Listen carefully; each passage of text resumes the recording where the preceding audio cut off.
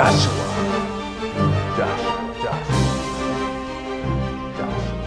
5. This is a familiar text to most of you. Joshua 5. And we're going to start in verse 13. Joshua 5 and 13. Amen. When you have it, say amen, please. Amen. Okay. And the word reads, and it came to pass when Joshua was by Jericho that he lifted his eyes and he looked up. He lifted his eyes and he looked. And behold, a man stood opposite with him,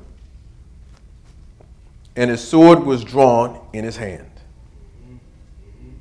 And Joshua went to him and said, are you for us, or are you for our adversaries? Are you for me, or are you against me? I know sometimes with our walk with God, he'll show you something, he'll show you a situation or even an individual that will pop up and you're not sure if it's a blessing or a curse. Mm-hmm. You kind of sit there and you study that thing for a while. You know, I'm seeing this situation, it smells like it might be a blessing, but I'm not really sure. Mm-hmm. And then you're standing there almost in a battle stance because you're battle weary, but you're a warrior. So you really don't want to fight, but he made you to fight. You're a warrior. So should I be opposing? Should I be praying against it? Should I be standing against it? Do I need to smash the devil's head? Or is this a blessing that's coming my way? Amen. Amen.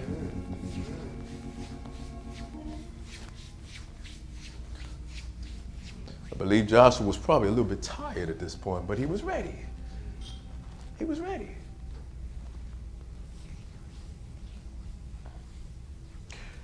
The word goes on to say, the response was, he said, no. No.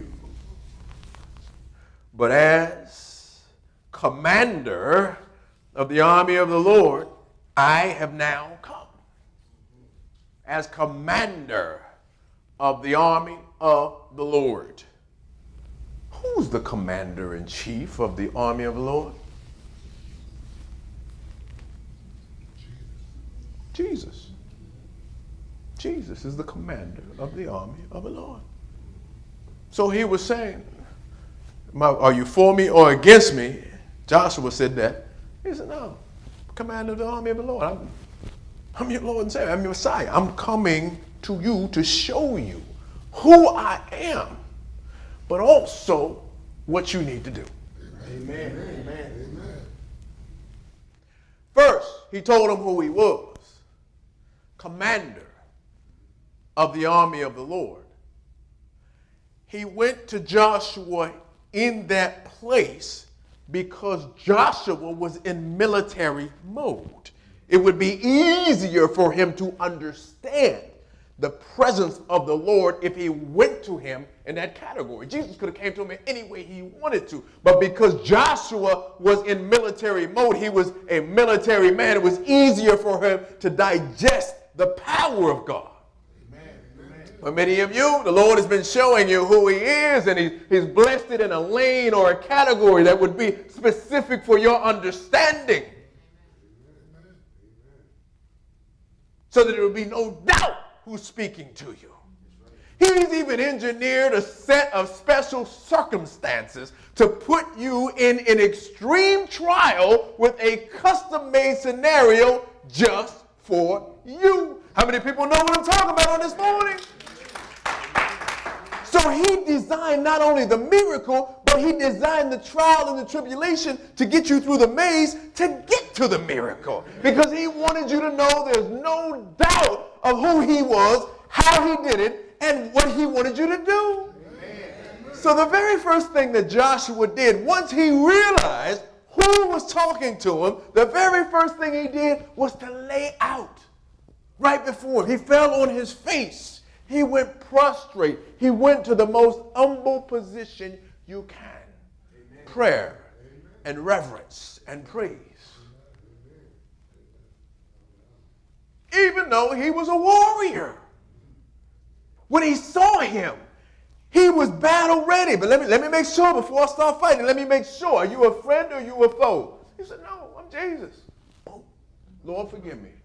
Thank God. I want to see you. I want more of a relationship with you. I want more face to face. I want more understanding. I want more of your love. I want more of your miracle nature. But I want understanding too, God.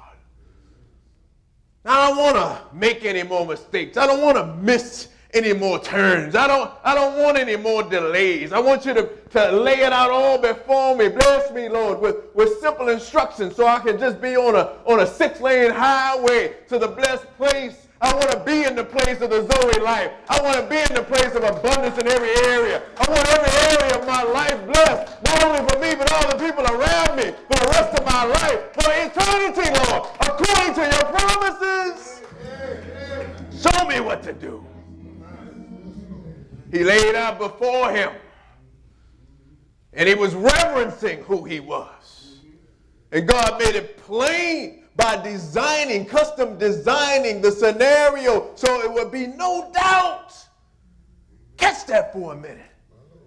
He's so awesome that he custom made the scenario for you to have the complete understanding of who he is. So he honored the Lord and he worshiped the Lord and he praised him when he fell on his face. And then he said, what does the Lord have to say to his servant? Some of y'all would have missed it right there. Because y'all would have been on the floor, after you praised him for 30 seconds, you would have been on the floor with your laundry list of stuff that you wanted and what you wanted to do. You would have been like, well, it's Christmas. You're the Christ, so that means it's Christmas. Let me tell you what I want, God. Need that new Range Rover, Lord, and you know what? Go ahead and pay that house off while you're working. As a matter of fact, how about a new house? And you know what? I ain't had no new clothes in a while. How about the new wardrobe? And the spouse? Send that one too. Matter of fact, have them waiting at the new house for me when I get there. And the job, I want to raise on the job. Scratch that. I don't want to. I want to be the boss on the job, and you know what? And I want to fire the old boss. And really, I don't even want to go to the job, but I still want them to pay me for the job. And let me see, what else y'all want? That's where most of us would have been. But sometimes before you talk, it's best to listen. One of the things that I learned about God is that you got to be still sometimes. And you have to honor him sometimes. But to honor him doesn't always mean jumping around, shouting and praising. And there's nothing wrong with that. Don't get me wrong. That's a blessed place. But sometimes you just have to be still and just hang out with God. And sometimes that means, I know this is a news flash for some of y'all. Sometimes it means, some of y'all probably going to pray about this. Sometimes it means just shut up. Amen. You had to be quiet before God. Can you feel that right there? See, his voice is small and still oftentimes, and if you're doing all the talking, then you can't really do the listening. That's right. That's right. And I'm not just talking about the verbal talking, I'm talking about sometimes the mental talking, because some of you all are so smart. I'm just amazed about your intelligence, because some of y'all can have 1,000 different thoughts in 1 minute. But they're your thoughts. So if you think that fast and that much, how can you decipher which one of those 1,000 thoughts is the direction that Jesus wants you to go in? Right. Amen. You can't, unless you be still and let him speak into your heart exactly what he wants you to do. Amen. Now, he says that we should come before him like little children. we should be in awe like a little child, and we should be in awe of his power and his presence and his love and his majesty and his miracle working like a little kid. But if that's how we're supposed to come to him, that's how he must give it to us like a little kid. I often pray, God, give it to me like I'm 6 years old, because I don't want to miss anything. I want it to be real simple for me. So if you ask him for the instruction so that you don't miss it, then he's going to give it to you in simplistic form. Some of you are so complex and so deep and so intellectual, and you're expecting him to come somehow through the theory of relativity, and at the end of the equation, that's where you get your...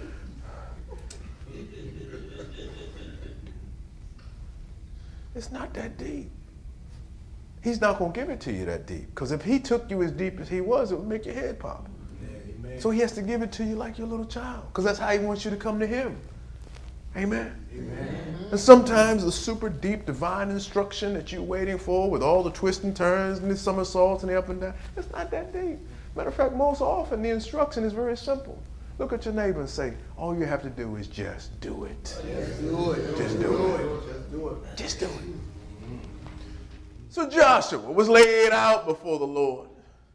And after he was reverencing who the Lord was, he said, Lord, what is it you would have your servant to hear? What do you want me to hear, God?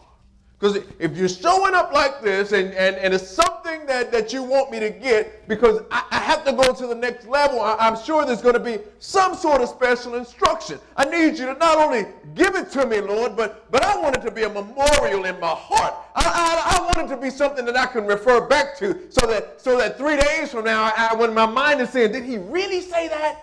Is that exactly how he said it? Then I can go back and say, yep, that's what he said.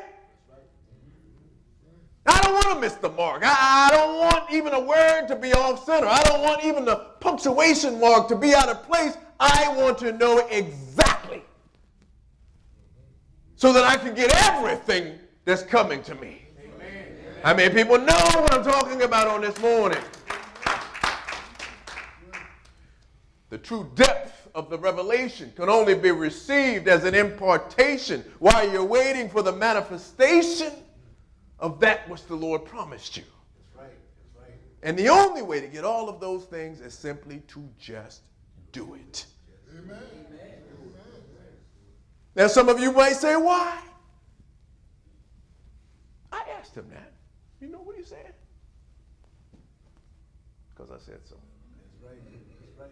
That's right. Just what your mama would say, isn't it? Yeah. Mommy, why I got it? Because I said so.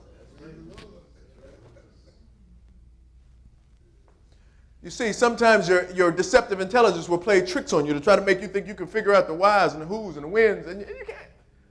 So really, just to cut all that noise, all you have to do is simply just do it. So he said, what would you have me to do, Lord? Tell me what it is you want me to do. And Jesus said, as the commander of the army of the Lord. And I want you to understand, this was before the incarnation of Christ. This was before Jesus was born in the natural. So there was a dimension of Christ. I don't want to get too deep with you, but it was a dimension, a Christ-like dimension before Christ was even born. So this was a pre-incarnation of Jesus the Christ, but in a form that he being Joshua, could receive. So if Jesus could show up before he was born in this place, certainly he can show up for you in your life now. How many people know what I'm talking about? So he said, what would you have me to do, Lord? And he said, as commander, as the chief of the army of the Lord, in other words, in the authority of who I am, what I want you to do is to take your sandals off. This is holy ground. Take off your sandals. Take off your shoes, because this is holy ground. He said, take off your shoes. It's holy ground. In order to be at the place to where you have an understanding of what I'm speaking of, you would have had to be a warrior similar to Joshua. Joshua had been warned a long time, and this was one step before they took the city of Jericho. You remember that one? Had a special instruction and went around and followed the instruction, and the wall came down. They stepped into Jericho. They possessed Jericho, which would be a modern day equivalent almost of Canaan, the promised land. Some of you are one step away from stepping into the city of the promise, the dimension of everything, the abundance. And the enemy's messing with your mind about what it is that you should or shouldn't do. But the Lord has brought you to a place to where you're tired of missing anything. You don't want to miss anything anymore, so you just want that one special instruction that takes you over the wall. How many people know what I'm talking about on this morning? The special instruction is just do it. Now, what is it? It's right there in what he said, to take your shoes, take your sandals off. Or today it would be take your shoes off. In other words, take off everything that ties you to your first dimension humanity. Everything that ties you to the natural. Everything that you trust in this world that would hinder you from doing whatever the Lord would have you to do. Amen. Now, let me be specific because it's specific to you. You've already been in the vein where he has custom made your trial. He's custom made your circumstances. Most of you have been in the same vein or the same circumstances for months, maybe even more than a year, where he's been dealing with you in one particular area for the most part. And it probably feels a little bit foreign or even a little bit upside down about the way that you would even think about a trial. Because it's messing with your Christianity a little bit, even though he's got you on the side of where you're living it. But the circumstance itself seems a little bit odd because it shouldn't really be God testing you in that way anyway. How many people know what I'm talking about? So the very nature of the trial seems upside down to your intellect. And then you're trying to figure out how to have the outcome be the way that you want it to be, but it wasn't your trial in the first place. So you can't figure it out because you don't even know the rules of the game because it wasn't your game. It was his game to get you to the point to where you see that it is him so that you can see him. So you can see him. So you can see him. Which, after all, isn't that what you asked for? Amen. See, let me circle back around. I'm talking to the ones that really love Jesus, which would be most of you in here. And someplace from the recesses of your heart, you pray to have more of him. Not just for the blessings and not just for all of the accoutrements that go along with it. I know I said it the wrong way. Accoutrements. Somebody going to say at the end of the service, that's the wrong word. I know.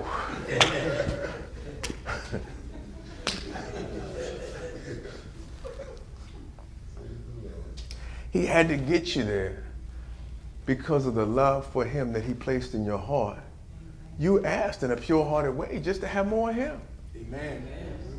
Some of you all have been in a trial and a tribulation so long until really all the stuff, the big stuff that you wanted, the big money and the big job, the big house, it's cool. You know you're going to get it at some point, but you just want to be peaceful now. That's right. That's right. Right? You've been warring so long until you just, you're like Joshua. You kind of leaning back ready to battle, but you don't want to. You know how to. You know how to win the battle. You know how to war in the spirit. You know. But you just want to be peaceful and fulfilled. That's right. That's right. That's right. And he says, just do it. Take your shoes off. In other words, the very thing, catch it, the very thing that got you to this place was because of your ability to let go of anything that would be in this dimension that would hinder you from flowing with him in the spirit dimension. Amen. Does that make sense? Amen. And the very thing that got you here 1,000 times is the very thing that he's saying to continue to stand on. The only difference is you've already dealt with the big things. You've already won the big victories. You've already had the big battles. You might be a little bit tired right now, but the one thing that he's telling you to do is kind of small. Just let it go. Let it go and trust him. That's right. That's right. Some of y'all right now If you were dealing with somebody and they were a little bit too harsh in a conversation or two, you might say they have control issues. Hit me.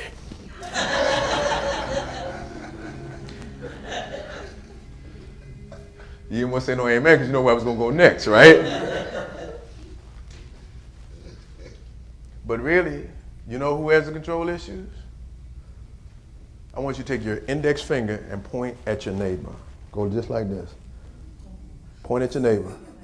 I'm going to show you who has the control issues. Just like this. Now, how many fingers you got pointed at that neighbor? How many fingers pointing back at you? No, it's 3. Some of y'all can't count. It's 3 pointing back at you. That's who has the control issues, the one with the fingers pointing back at you. We as Christians have control issues sometimes. It's the very nature of our humanity. And really the way it works is you would think that as your spirit man ascends, that your natural man would descend. And really that's the way it's supposed to work. But the thing is, because you're consistently ascending, you get more of the power of God flowing through you.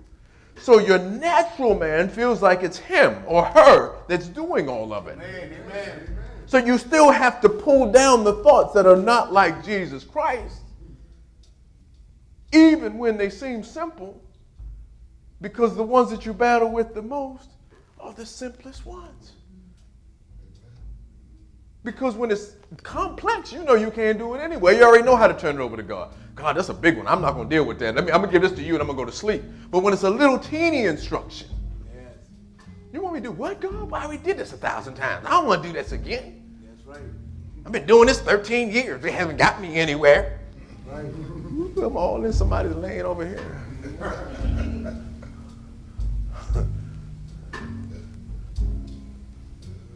Some of y'all waiting for the right job. You open a newspaper or go on Craigslist, they got 13,000 jobs. You can't get the one you want. Some of y'all been waiting on a car. There's 2,000 dealerships in the area, and nobody can give you the car you want for the deal you want. Or they won't finance you, or they want whatever it is. He said, take your sandals off. Take your shoes off because it's holy ground. In other words, that which you were ascending to, the holy place, the place of the miraculous, the place of the constant supernatural flowing blessings, the place of Canaan, the place of the promised land. You can't get there and still try to hold on to your way or trying to figure it out. It's not your way. It doesn't make any sense. It's never going to make any sense. So you need to take your shoes off and ascend to what he has for you. Just do it. Just do it. Just do it. Just do it. So you're waiting on the instruction, and he can't give you the instruction until you give him the clearance to give you the instruction. Because if he gives you the instruction, you're not going to be able to receive it while you're still trying to figure it out. It's not going to make any sense anyway. It'll be in a language that you can't understand. That's right. That's right. If I never met you before, how many people grew up right here in this area, never left, and don't speak but one language? How you doing? Ni hao ma. Now you don't know what I said. The only reason I know what I said because a long time ago I took a class for Japanese cooking. When I was in high school, because they had more girls in there than they did in the other class, and they taught us a little bit of Japanese. I just said hello in Japanese. But if you don't know the language, you wouldn't know what I said. Amen. Annyeonghaseyo. I used to live in Seoul, Korea. Guess what I just said? Hello, how are you? I just said it in Korean. But if you don't know the language, you wouldn't know what I'm talking about. Buenos dias. You looking a little Spanish, so you might know what I'm saying. You get the point? Now, if you say something to me in German or Dutch or some of the other languages of the world, I wouldn't know. So I couldn't receive it because I wouldn't understand the language. God has blessed you to be at the place to receive his heavenly language with his heavenly blessings and all of his heavenly promises, is simply one instruction away. Actually two. Number one, just do it. And number two, take your shoes off. Trust him with everything in this dimension, and he's going to empower you with everything else in his dimensions. Right. Amen. Come on, give the Lord a praise. Amen. Wait. I got just a little bit more. 2 more minutes. 2 more minutes. Let me tell you how the story ends. So, the Lord gave him the instruction about taking his shoes off. And then the Lord said to Joshua, I have given Jericho into your hands. Not only Jericho, but its king. And he told him that you should march into the city and do a lap around the outside of the city wall every day. Once a day, take your troops, do a lap around it. He has some special instruction for the priests and the music makers and all of that. They walked around the city 1 time a day for 6 days. And on the 7th day, they did 7 laps. And at the opportune moment, with the divine instruction, oh, and by the way, they were instructed that while they were doing the laps around the city, they couldn't say a word. The whole troop couldn't say, they couldn't say nothing. Nothing. I know it's a double negative. They couldn't say nothing. Nothing. Some of y'all would have lost right there. Capital punishment. They'd have had to shoot you right there. Boom. Nothing. So nothing could get in the murmuring. So no doubt, no fear, no negativity, nothing. That's the place he's had you in right now. And at the opportune moment, there was a blast from the trumpets. They all shouted and jumped. The wall came down, and they marched in and took their version of the promised land, which was Jericho. Yes. And I'm saying to you right now, if you caught what I said, just remember, just do it. Take your shoes off, let go of everything that's in this dimension so you can step into the next dimension. And the sound of the trumpet blowing that happened for the people of Jericho, for us, is happening